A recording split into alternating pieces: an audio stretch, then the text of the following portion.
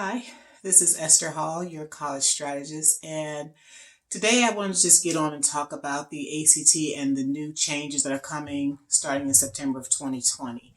With so many students just taking the February ACT this past weekend, I want to give you all some updates and then also so that you can start coming up with your plan going forward regarding test prep and retesting and sending scores, things of that nature. The first update that I want to talk about is the section retiming testing. Section retesting. So ACT, historically, when you take the ACT, you take 4 sections: English, math, reading, and then you take science. Every time you take the test, no questions about it. That's the test. Now, you also are always able to add the essay component to the test to make it 5 sections, but in general, when you take the ACT, it's composed of at least those 4 sections, and then you can add on the writing if you like. Now, ACT has come up with the change that once you've taken an ACT, the full ACT, all 4 sections, you can retest just certain sections that you may need to do over. So you may have taken the ACT in February and received a score of a 35, 36 on your English. Maybe you didn't do so well in your math. Maybe you did really well in your reading, but then maybe you were okay in your science. So say you have a 35 English, 29 math, 30 reading, and a 28 science. Starting in September of 2020, you're going to be able to go into the ACT register just to take these sections that you want to retest. Now, this is a first. No ACT or SAT has ever done this before, so ACT is the first to come out with section retesting. So the benefit of this is that if you did well in your reading and your English, now you can go and really focus on test prep in math or in test prep in science, or whichever area that you want to boost those scores. So instead of having to try and concentrate on developing scores and improving scores in each of the 4 sections, once you get a score that you're happy with in 1 or 2 or 3 sections, you're able to just go in and retest in those certain sections that you may need to retest in. So that is a great option for students that need to take the test again. Now, in general, most students will take the ACT between 2, 3, maybe 4 times. Research has shown that in students that are taking the ACT, after 3 attempts, you're probably not going to see a significant increase in scores unless up until then you didn't do anything as far as test prep or anything like that prior to taking the exams. Obviously, if you're taking the test 3 times with no preparation, but then after that 3rd time you really do a lot of preparation, you probably will increase your scores. But if you're diligently doing the work, doing test prep, by the time you take that 3rd test, that's going to probably be your best score or your reflective of the ability of your ability. So you should try and think about taking the test or spreading it out over 3 times. So with this retesting, you're going to be able to take that test, the full test once, and then pick and choose which sections you want to take over. So that's going to be, again, September. So you have February. Well, February's over now, but February ACT. The next ACT is in April. Then after that, you have June and then July, and that will close out the 2019-2020 school year of ACT testing. Once those are closed out, you'll be able to go in and register for the 2020 to 2021 ACT testing timeline, which is where in September these new changes will go into effect. So that is the retesting sections. The next update that I want to talk to you about is online testing. Again, ACT has been doing online testing for a while, but now they're making it more accessible to more students. I have a test center, and I have also gone through the paperwork of trying to become an online test center as well. So we are going to be, if approved, a hybrid, meaning that I will be giving some exams online and then some paper and pencil. And I'm pretty sure that's going to be the norm around the city or around the nation, those test centers.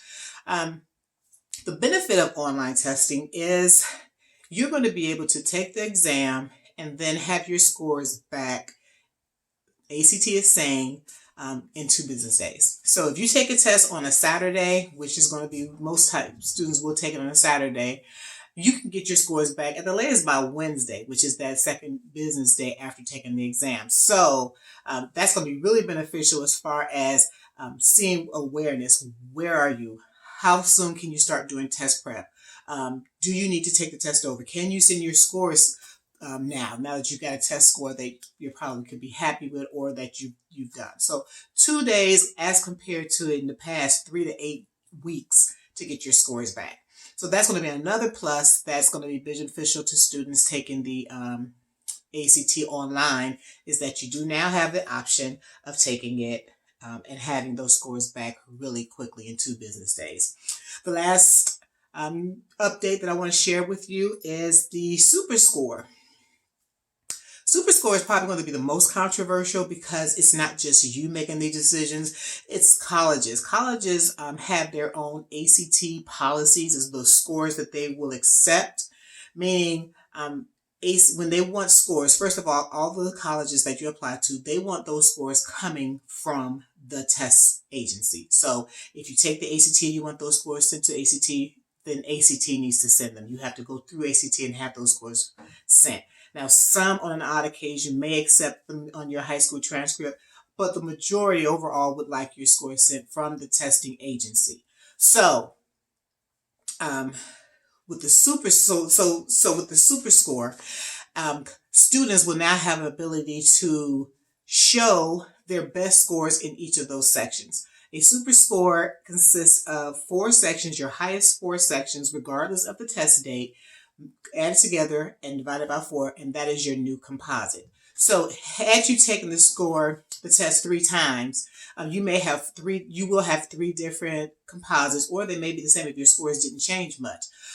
But you could say, well, my English score was the highest in February, and my math score was the highest in June, and my reading score was the highest in December, and my science score was the highest in February. So with SuperScore, you're able to pick out those top scores, compose a report, and they will send that as your SuperScore to the colleges. Now, this isn't saying that the colleges will think, oh, if they took the test once, they got their best score. No, colleges are going to know that these are from different test sections or different test dates. The report will show these are the scores you got on this date, these are the scores you got on this date, but we're compiling these top scores to make this new SuperScore. So now it's just going to be a self-reported thing that you can show to colleges. Now, the colleges have the option of accepting those scores as a SuperScore or saying, no, we want the full report, or depending on what their policy is. Colleges can say that they want the scores of your most recent test. So say you took the test in December, February, and April, they're going to say, I don't care what you got in February or December, we want your April scores. Some will say we want your highest test date. So which of those 3 you had the highest composite, that's the scores they want. Some colleges say they want all of your scores regardless. They want to see how you've done, how you've progressed. So they want all of your scores. And then some will say they want SuperScore, meaning that SuperScore that you can compose showing your highest scores in each of those sections regardless of the dates. Those can be sent to show your highest sections. And again, your true ability, hopefully, when you take the ACT. So it's going to be up to the student to do their due diligence on the policy of the colleges that you're interested in. So you need to know, are these schools going to accept the SuperScore if I send it? You don't want to be a student in a situation come November, December, when application deadlines are approaching, where you've sent SuperScores to all of these schools and they're not accepting them. And you're going to look in your profile and say your scores aren't here, and you're saying, I sent them. But if you sent to SuperScore and that's not their policy, they want your highest score. They are going to be able to say, this is not complete. This is what we want. So you need to know what those policies are. Make sure it's clear so that when you're sending your scores, all of your data and information can be complete when you send those scores out. So the report will have all the dates and your highest scores, but it will have a SuperScore on there. So those are going to be three great benefits to students taking the ACT. The ability to have online testing, meaning that you can have those scores back in 2 days. The ability to retest in a certain section so that you can concentrate on those sections that you need to improve in. And then lastly, the SuperScore, meaning that you can just show your best scores to the colleges and present yourself in the best way in testing that way. So those are the three updates that ACT has put out. These updates all start September 2020. So once this school year ends, when you register for those upcoming exams, look to see if those are things that you're interested in, the SuperScore, the section retesting, or online testing.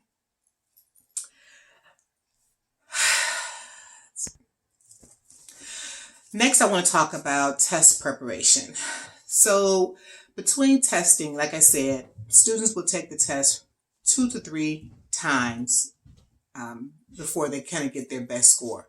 But you really want to make sure that between test dates that you're taking those tests again, you have some concrete test preparation in between. Yes, being in the classroom, doing the work, reading, doing all those things that you do every day are going to be your best way to prepare for ACT testing. But if you do want to have certain areas that you really need to get help in, then you need to do some test preparation. ACT has put out a new resource for students, online free test preparation at act.org/academy. And that you'll take an assessment, and then they will start helping you to prepare for the next ACT, helping you to hone those skills that need to be developed more, and as well as working on your strengths and just making sure they stay up to par. So act.org has a free a free resource for students to have test prep, because we want to make sure that it's access for everyone. So act.org/academy, great resource for students to start doing some test prep on their own. Some students will take a practice test or an ACT just as a practice, meaning that you register, you pay the money, and then you take a test just to see how you do. Now, that's one option. Another option is there are many free practice ACT exams that are available to students. Just off the top of my head, Princeton Review has free online practice exams. Kaplan is another company that has free ones, and I'm sure there are many more out there. You could Google free ACT exams and you can pull something up that they can give you. If you go into your counseling office, they should have some ACT practice booklets. And the significance of practicing is the more you practice, the more familiar you are with the content, the more familiar you are with the format, the more familiar you are with the pace of the exam, so that when you're taking the exam, you're kind of familiar with what you need to do. Should you speed up your reading? Should you slow down? Are you making silly mistakes? But the more you take it, the better that you're going to be familiar with that test setup. So that's why it's important to try and take some practice exams along with your test prep. There are many books in the library that have practice ACT books. So there are a lot of free resources out here that you can use to just help you, as long as you're diligent and you're going to make sure that you take that time, maybe an hour a week, maybe 2 or 3 hours a week. When a lot of centers or companies have test prep, they have maybe up to 7 hours a week that you're doing some type of test prep. One that I'm familiar with has an evening prep session for like 3 hours, and they have a weekend prep session for 4 hours. So that's 7 hours in a week. So if you just did an hour a day, you could be in the line with what those group sessions are doing. But you're being able to feed those weaknesses that you have instead of being in a group setting, and you're going over things that you're already comfortable with and that content that you're already comfortable with. So those are the things that I really wanted to point out, the ACT updates, and then making sure that you have a plan for test preparation. Again, you can always just Google free practice ACTs. You don't have to pay to see what your score is like. But again, look at the resources that are available to you and take advantage of those. So that's it for today. I hope this video helped some students just to understand and have a developed plan going forward after taking these ACTs, or if you haven't registered, make sure that you do. If you are a junior, meaning that you're going to be graduating the class of 2021, this summer you should be taking, or in this spring, you should be taking an ACT, be it April, June, July. You should have at least one ACT under your belt. And some students, on the other hand, will take an SAT, which is the other college admissions test that colleges will accept. Colleges will accept either or. They don't prefer one over the other. So don't feel like you have to take both. Take whichever one that you're comfortable with mostly and continue with on that track. But one or the other, you should have one of those tests under your belt prior to leaving school at the end of the school year.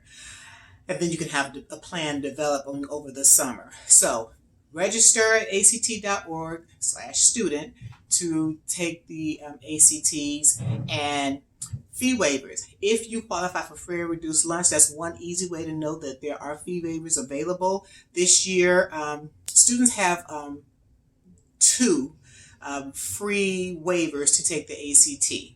Now, next year, those waivers will increase to 4 over junior and senior year. Not saying that you can take 4 in a junior year and then 4 again in the senior year. It's starting your junior year, you have 4 that you'll be able to take. So all of our rising juniors, you'll have 4 starting your junior year. Juniors, next year you should have 2 more because they're going to implement those changes next year. So if you're a fee waiver, please go see your counselors. Let them know that you do want to take the ACT and that you need a fee waiver so that you can sign up. Easy peasy, hope so. I'm out. Hopefully, again, this helped you, and we'll see you next time.